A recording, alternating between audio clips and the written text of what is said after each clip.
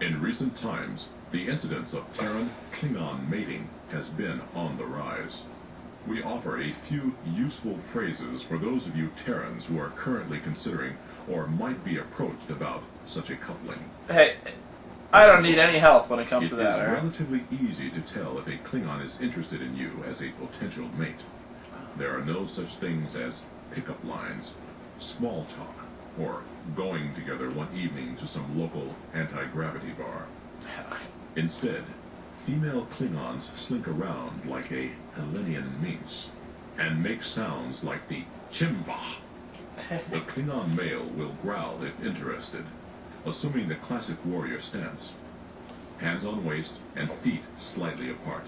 These signs are unambiguous, and they derive from the hasty mating that took place during battle. I stand like Captain Morgan. In a culture such as the Empire's, there is rarely time for seduction or romance.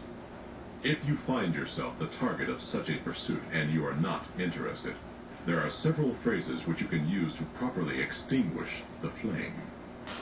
These are important to remember. Hit the bricks, because sister. in such a highly ritualized society, the wrong response can immediately turn a suitor into a combatant.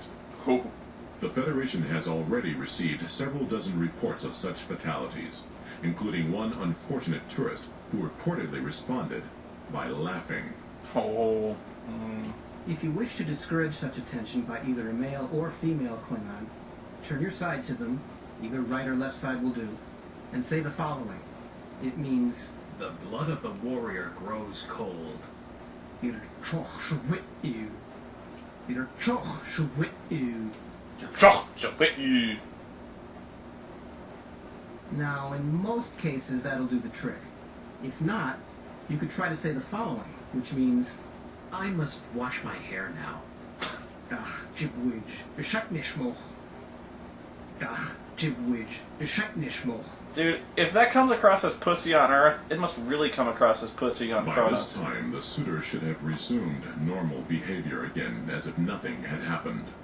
In the rare instance that these two warnings do not adequately diminish your pursuer's ardor, Lock and you load. are still definitely uninterested, we suggest you may want to check the shuttle schedule.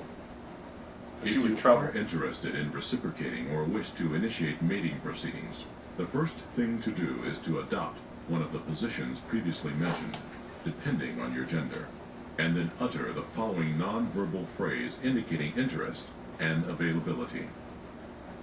For a female, that means a low sound that's a cross between a growl and a purr. Ready, females? Repeat this. Ugh. That was a little too much. Try once more.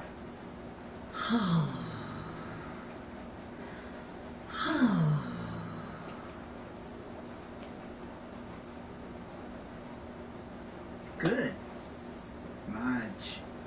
That's enough In of that. males, whether you're responding or initiating, the sound is this.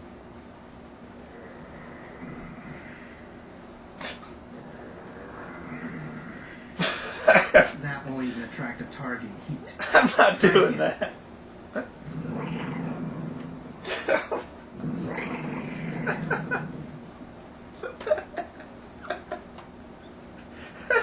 Good. Much. If the other party is interested, nature will have taken over by this time, and the rest is beyond the scope of this tape. Oh, come on! Hit me with the dirty stuff! As in the mating ritual, the Klingon battle ritual unfolds through an accepted form of discourse. And, given that Klingon society is constantly on a war footing, it is entirely possible the long-term visitor will be placed in a battle situation. Most Klingon language courses teach proper Klingon, and such language is acceptable in many situations. But, for battle situations, the prevailing speech is what is known as Clipped Klingon. Clipped Klingon? Clipped Klingon, syllables or even entire words are left out. This manner of speaking evolved through a long history of constant battle situations which demanded rapid communication. Must have fought a lot of lesbians. Occasional use of such clipped phrases in everyday Klingon Oh, clipped life Klingon! will increase one's standing, as it indicates an allegiance to military jargon. It can also indicate the urgency of a statement. I barely understand English, Here as you is, can imagine. do you understand? In proper Klingon. Biaj ah. Biaj ah. And here's the clipped Klingon version, which means understood. Yaj ah. Yaj ah. Now here are some other useful phrases. First in proper Klingon, then in clipped Klingon. I do not understand. Jiaj bet. Jiaj bet. And in clipped Klingon, Yaj bet. Yaj bet. Is all this sticking? Where is the bathroom? Yeah. Nuk dak och puch pa et. Nuk dak och puch pa et. Now, this is important to know in battle. Clipped Klingon. Nuk dak puch pa. Nuk dak puch pa. It's a tough question to answer on the Enterprise. How much fuel do we have left? Nin ar wiraj. Nin ar wiraj. Clipped Klingon. Nin ar raj. Nin ar raj.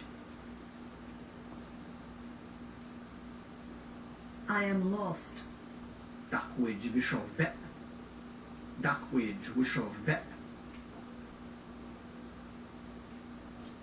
Can you imagine? Clipped Klingon. Dakwij shov bet. Can you imagine how much of this shit Michael Dorn has to put up with on a daily basis? And finally, Where do I sleep? Nuk dak jikong. Nuk dak jikong. Look, Dr. Kong! And the clipped Klingon. Nuk dak kong. Nuk dak kong. Dr. Kong! Oh, this is Good awful. question. Now, we will take a short nap. Lok yidum. A nap? Stop napping. Bedroom et yamev. This concludes the tape on Power Klingon. Go back to the beginning and listen through again and again until you feel confident enough to issue these useful words and phrases with authority. Just as the technical mastery of a phaser must be followed by an instinctual mastery of when to use it, so these lessons must be mastered in both technique and use. Only then will you be able to wield your newfound weapons. Weapons. It has been an honor to instruct you. Success. Bak kavodlos. Chalak.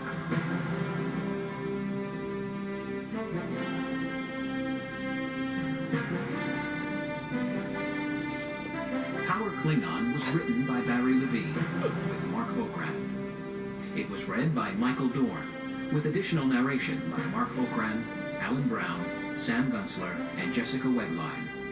The recording engineer was Leszek Wojcik, with editing and post-production by Paul Goodrich.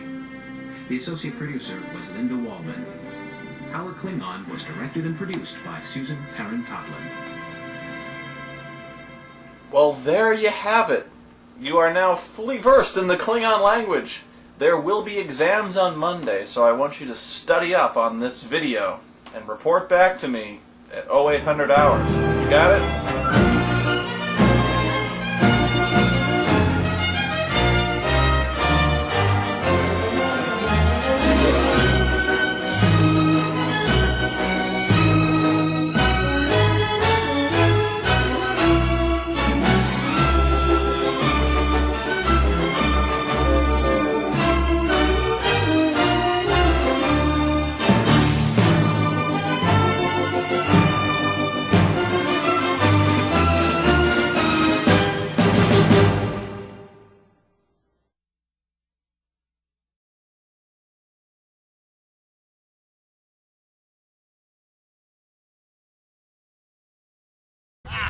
Ha!